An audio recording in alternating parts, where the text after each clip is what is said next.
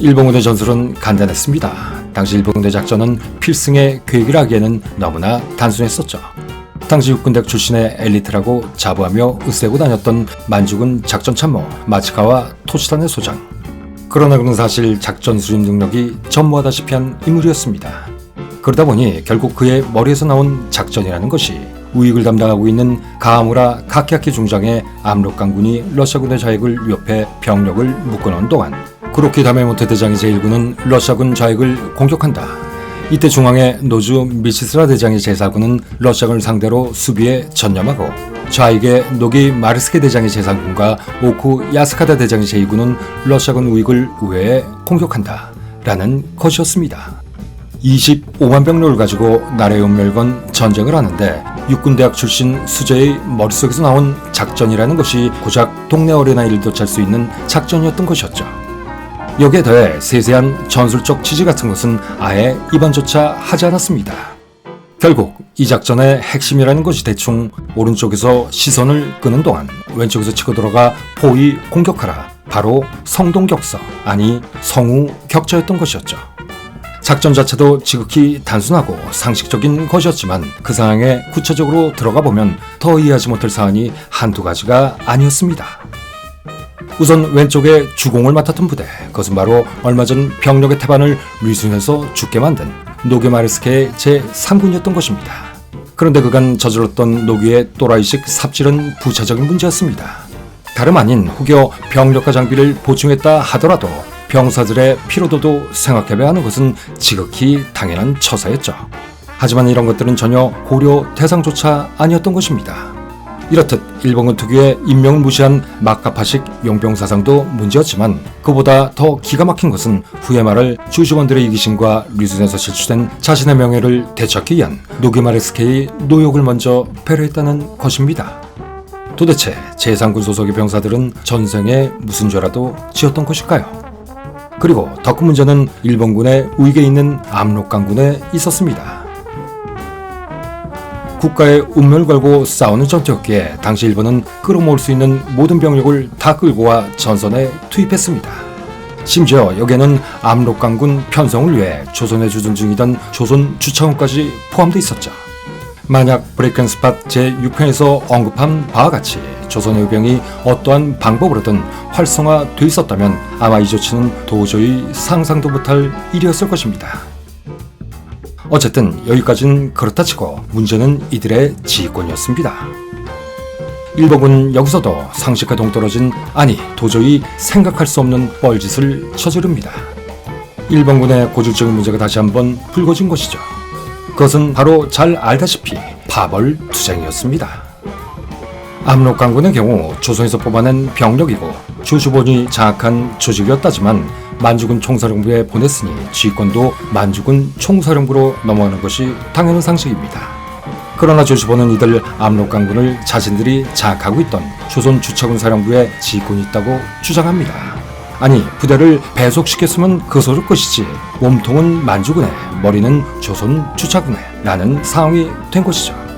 서로 합심해 러시아군과 싸워도 이길까 말까 한 판에 또다시 지휘권을 가지고 서로 꼬리잡기 놀이를 시작한 것입니다. 그런데 사실 이 모든 문제는 한 사람의 치졸한 뒤끝 때문이었습니다. 그것은 일본 군국주의의 아버지이자 일본 육군 창설에 지대한 공을 세웠다고 자타가 공인하던 조선 탄압 정책의 원흉 중의 원흉, 바로 야마가타 아리토모가 만주군의 악감정을 가지고 있었기 때문이었죠. 조시본의 적장자라 할 수 있는 야마가타 아리토모는 당시 일본 육군의 모든 것이라 불리던 인물이었습니다. 그런데 그가 원했던 만주군 총사령관 자리에 자신이 아닌 사스모본 출신의 오야마 이아오가 앉게 되면서 이에 앙심을 품게 된 것이죠. 당시의 상식으로는 육군은 조시본, 해군은 사스마본이었는데 조시본의 적장자라 할 수 있는 자신을 제치고 사스마본의 오야마가 총사령관 자리에 앉게 되다니 이것을 본인 스스로 도저히 용납하기 어려웠던 것입니다. 게다가 한방에 일본의 영원한 전설이 될 이 기회를 오야마 이아오에게, 아니 사스마본에게 넘겨줬다는 것이 이 쫌팽이에게는 도저히 일어날 수 없는 일이라고 생각됐던 것이죠. 다시 말해 일본의 운명을 건 전투를 수행하는 그 자리를 뺏겼으니 야마가타로서는 더 화가 났던 것입니다. 여담으로 럴전쟁 승리 후 마치 표와도 같이 나돌던 육지의 오야마, 바다의 도고라는 말은 당시 일본 국민 사이에 럴전쟁의 승리를 상징하던 말이었습니다. 스시마 해전에서 러시아 발탐들을 경멸해 럴전쟁의 마침표를 찍은 도고 헤이아치로 제독, 그리고 만주군 총사령관으로서 만주에서 일본 육군을 승리로 이끈 오야마 이하오 원수, 이들은 모두 사스마본 출신이었습니다. 특히 오야마 이하오는 도고 헤이아치로에 비해 상대적으로 덜 알려져 있긴 하지만 제2차 세계대전에서 승리한 미국의 더글라스 맥아더도 추앙한 인물이었죠. 여기서 일화 한 가지. 원폭투하 후 일본을 점령한 미국은 연합군 최고사령부를 설치해 일본을 통치했습니다. 이때 미군은 과거 일본 군인의 동상이 군국주의의 상징이라며 모두 철거했었는데 이때 오야마의 동상만은 맥어더 덕분에 살아남았죠. 맥어더는 럴전쟁의 영웅 오야마를 흠모했던 것입니다. 그는 이때부터 오야마의 초상화를 자택거실에 걸어놓았을 정도였다고 합니다. 다시 본론으로 돌아와 아무리 그렇다 치더라도 국가의 운명이 걸린 문제를 개인의 감정과 파벌의 이기심에 결부시키는 건 도저히 말도 안 되는 일입니다. 하지만 몇 번이나 말씀드렸듯이 일본의 파벌 문제, 이 문제는 모든 전쟁이 끝날 때까지 결코 해소되지 않았죠. 그리고 1945년 일본 패망의 주요 요인 중 하나가 됩니다. 지금은 어떤가요? 아시는 분 있으시면 좀 알려주시기 바랍니다. 어쨌든 이때마다 당시 압록강군은 갖은 핑계를 대며 지휘권을 만주군에 넘기지 않으려 했고, 심지어 공격의 좌측 선봉에 있는 제3군의 사령관도 삽질의 와신 조주본의 노기마르스케로 계속 유지시켰던 것입니다. 이에 만주군 총사령부는 이런 야마토 아리토모를 보며 똥 씹은 얼굴을 할 수밖에 없었죠.